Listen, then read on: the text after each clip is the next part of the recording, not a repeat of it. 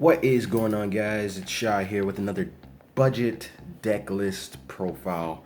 And this profile is basically a build that I came up with using the Final Fantasy X starter deck. I took out a ton of cards, switched them around, kept some key cards that I actually did like. And I wanted to share this budget build with you guys. There's no legendaries in here, as usual. It's a budget deck list, so I hope you guys enjoy. And we're gonna go ahead and start off with the first cards of the build.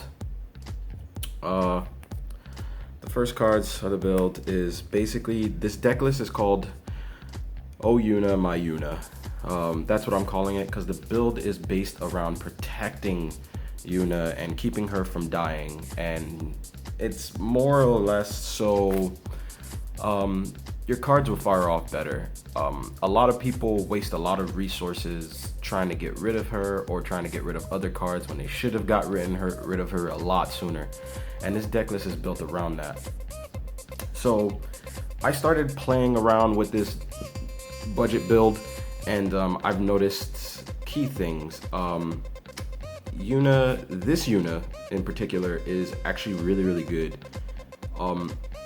In my opinion, I think it's a little more beneficial, in my opinion, to use this Yuna, the starter deck Yuna, other than the backup Yuna. I was playing with this deck and I was playing with the backup Yuna, and I noticed a lot of people are not afraid to get rid of resources, and they should. And Yuna, the forward Yuna, being on the field, a lot of opponents will waste a lot of resources either trying to get rid of her or trying to get rid of other cards in the deck. And I'm running a 3 of this Yuna because she's really beneficial to the deck. And the fact that she gives you extra draw power when you have summons is a lot better. So the only thing that sucks is that she's a 5k, you can get rid of her instantly. But there's other backups to the deck, as you will see. So I'm running a 3 of the starter deck Yuna. Next, we have a 3 of Riku. I like Riku. Riku is really good. She is devastatingly scary, especially when Yuna's on the field. If Yuna and Pain are on the field, she is terrifyingly scary. She's basically a 10k attacker with hexproof. She can't be targeted by summons and abilities if you have both Yuna and Pain on the field. I love Riku. Riku is playable. Riku should be in this deck at all times. You always want to get her, kind of first. Not first, but like second, right after Yuna. You want her to be on the field. Period. Secondly, I have a 3 of Pain. Best reason is because if you have 3 backups on the field, you can tap 3 backups. If you're running Riku already on the field, you tap 3 backups and Pain comes out for free. And if you have Yuna on the field, you draw a card. Why not play that? That is so playable. It is too good. You just do it. Period. You basically you do it. There's nothing else to say about this card. It's really good. I think if she was a little bit stronger than a 7k, she'll be a lot more scary. But she's not bad. She's also really good and also really playable. Next, I run 3 copies, play sets of the starter deck Tidus. Because I'm trying to keep the deck super budget, I'm running him and he's not bad. Of course, the legendary is always better. The legendary is amazing, but this guy is really good. The starter Tidus is really good only because the fact that if you have, Pain, Yuna, and Riku on the field, he comes out for a 3-drop. He costs 1 less. If you have Final Fantasy X characters in the front lines. So the fact that you have 3 characters from Final Fantasy X already on the field, he costs 3, and he has Brave if Yuna's on the field. And if Yuna dies, if someone has the balls to kill Yuna, you get to draw 2 cards. That's one thing that I did do with this deck, is I made it to have excessive draw power. You're always going to be drawing all the time. And that's what this deck build that I did is basically doing. It gives you a lot of draw power. And Titus and Yuna help with that. Titus and Yuna. Next, I'm running 2 copies of Cecil. The reason why I call this deck Yuna My Yuna is because it's all about protecting her. And Cecil helps with this. Cecil, his basic ability is basically, you summons or abilities of your opponents. Your opponent must choose Cecil if possible. So if he's on the field and Yuna's on the field and they try to cast, an Odin on your Yuna, it's gonna target Cecil instead. You want to keep Yuna alive, period. You want to keep her alive. I'm only running a 2-of because it costs way too much in my opinion for an 8-drop that does this, but late game he's actually not that bad. So I'm only running 2 of Cecil. Next, this is a card that I really adore, but I'm only running 2 of, I'm running 2 copies of Geomancer. Geomancer is really good. Geomancer is actually pretty scary because it sometimes in certain matches it can stall out a game for you. You put this girl down, and I think it is a girl, yeah, because the boy looks different.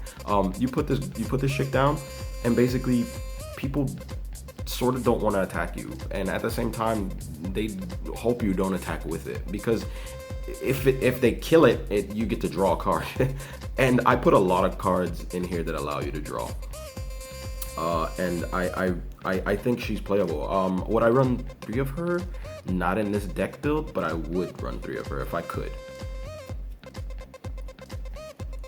Next is a card that I don't see a lot of people play, but I'm playing it in this deck because of the way I built it.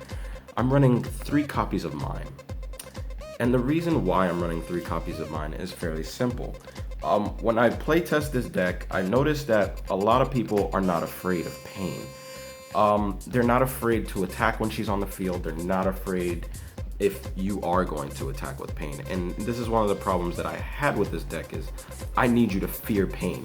And the only way I'm able to do that is usually if I have all 3 of my angels down. Well, I call them angels. Riku, Yuna, and Pain on the field. I need you to be afraid of both Riku and Pain. So usually what I'll do is I'll take the Mime and I'll party my Mime with Pain so that she is a threat now. You are afraid of her because she's hitting for a lot more than what you think. I'm not too worried about if the Mime dies, but Pain I always want on my field. So I always attack with a partied Mime. And if you have Mime and you partied match with someone, you basically draw a card if you attack. So it's really good. It's really good, and it costs 2. And a lot of times somebody will get rid of my Mime if it's on the field, and then I'll find a way to get it again. That's why I'm running 3 Mimes, because I'll always draw into them, and Pain becomes a lot scarier than before. So that's why I run Pain and Mime. Now we're going into the backups. The next thing that I run in this deck is a 1-of the backup Yuna. And this is the thing why I run the backup Yuna. I run the backup Yuna because that's exactly what she is. She's a backup Yuna, just in case I can't get back any, and I'm talking about any of my my forward Yunas. Backup Yuna is gonna come and save the day. She's gonna hit the field and stay there. Not a lot of people waste resources trying to get rid of this. They always try to get rid of what's in the front row. And this is the reason why I took out a playset of backup Yuna, is because every time backup Yuna hit the field, no one was afraid of her. No one, worried about what was in the back. They only got rid of what was in the front, and I need you to worry about what's in my front row, and backup Yuna doesn't do that. The only thing she does do is she makes summons cost less, and that's the only reason why I run a 1-of hers, because usually I'm not really worried about paying for my summons, because I put so many EXs in this deck that you're always going to draw into them. So that's one of the main reasons why I only run a run of Yuna. Well, the backup Yuna. Next. And this next card is really good, and I don't know why more people don't run it, or they just don't build a deck around it. And I guess because of this deck that I built a deck around it. I'm running 3 copies of Yagrosh. Yagrosh is really good in his deck. He protects my Yuna, period. He works like Cecil does. And the fact if you get Yagrosh and Cecil both on the field at the same time, it is an issue that your opponent will have to deal with. Usually I would always draw into Yagrosh, period. I would always draw into him. And if he is on the brink of being removed from the field, I will always draw into another one, period. People should run this card. It is really, really good. Yagrosh is one of those cards that is highly overlooked, and especially if you're running a deck like this deck list, I think people should play it. They should test it out, because if a person is trying to use an Odin on one of your forwards, it's going to target Yagrosh instead. You're going to lose a backup, but at the same time you're losing a backup, you're keeping your Yuna safe, and that's what this deck build is all about. Next card in the list is 3 copies of Geomancer, the backup. I like to scry. You always want to scry. You scry, people hate it. I love it. You basically look at the top card of your deck and you place it at the bottom of your deck if you want to. If it's an EX burst, you leave it on top. This card is stupid. I love it. I play it all the time and it makes people angry. Next, which is staple, you run 3 copies of Brother, period. He comes to the field, you search out a Final Fantasy X character. Enough said. He's good. You play him, he costs 3. You play this guy. He's too good. Next, which is also a really, really good card. This is probably the only pricey card that runs at about $5 a piece. Is 3 copies of Aerith. Aerith is dumb. She's stupid. Stupid dumb. I love her. She wins games for me. I love her too much. When she enters the field, I mean, you can activate all the backups you use to pay her. She's 3. She's amazing. And if you like attack last turn with all of your backups last turn, and you have another Ares in your Aerith in your hand, you basically, a person is going to attack you. You basically pitch her, tap her, well, activate her, and then you activate all your forwards for blocks. You run this. You play green, you run it. I don't have to explain anything. You play 3 of her. 3, period. Next, I'm playing 3 copies of Archer. He breaks backups that are 3 or less. He's good. He's playable. You play him. You make other people angry by breaking their backups. Yeah, you play green, you play Archer. He's too good. I'm playing 2 copies of Shuyin. He's an EX backup that gets rid of forwards. He bounces them. That cost 3 or less. He's alright. I wish he cost 3, then I would have played 3 of him, but he's a 4-drop. This next card, I pitched out for a Dancer. I took out Dancer and I played 1 Barley. And it's because I found him a lot more useful in his deck than Dancer was. Because you can put him into the break zone and you can activate 2 forwards. He's almost like a poor man's version of Zareth ability, and I like that. So I'm running 2 of him instead of the Dancer, because I tried out Dancer and it didn't fit the playstyle that I was going for. Next, I'm running 1 copy of Devote, or Devote. Yeah, basically summons a Yuna that got killed back to the field. Why not? Just do it, and it's a backup. I mean, do it. Next, 1 copy of Invoker just for speed and, for pitching. That's about it.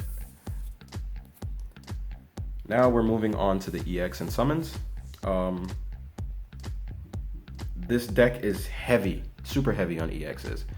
I'm running 2 copies of Leviathan because Leviathan is awesome. I wish I had a third one, but I don't. If I did have a third one, I would play it. Period. He's good. He's really good. He's one of the most expensive like rares. I think he costs like $2 or he's like $3 now. But he's really good. But you can get him in a starter pack, so that's pretty useful. Next is 2 copies of Veilfor because budget build. It's really good, especially if you're on the defense. It deals 3,000 damage, but you also get to activate all your backups. It's also good whenever you want to, redo some of, Yuna's special abilities. You activate all your backups, and then you tap Yuna, you draw a card, that kind of thing. And then after that, you can tap your Geomancer, scry, look at the card at the bottom, send it to the bottom if it's not an EX. It's really, really, really useful, and it's really annoying when people see it. Next, I'm running 3 copies of Moogle because, yes, Moogle, U+, you run it. 2 cards, then discard 1. Yeah, let's do that. Do this, discard 1 card, tap your Geomancer, scry, look at the card. Why not? If it's a card you want, you play a summon, tap Yuna, draw a card. It's dumb. Do it. It's really good. Next, I'm playing 2 copies of Fairy. Choose 1 forward, activate it, draw a card. Okay, I would love to do that.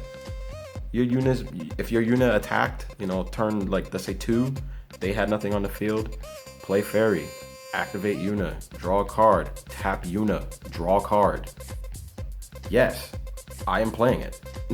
Why not? This is actually really good. And last but not least, I am playing 1 copy of Alexander. He's good. I haven't really found a reason to say that he's bad. A lot of people play, where I'm from, they play a lot of lightnings, the 6-drop lightning, or they play a lot of the 6-drop cloud. So you need something to get rid of it. So I run 1 because there's other cards that I like in this deck other than Alexander, and Alexander just costs way too much. But he gets rid of forwards that are 5 or more. Break it. Why not? So that is the deck list, guys. I hope you guys enjoyed this video, and I will see you guys next time with another list that I come up with. All right, bye.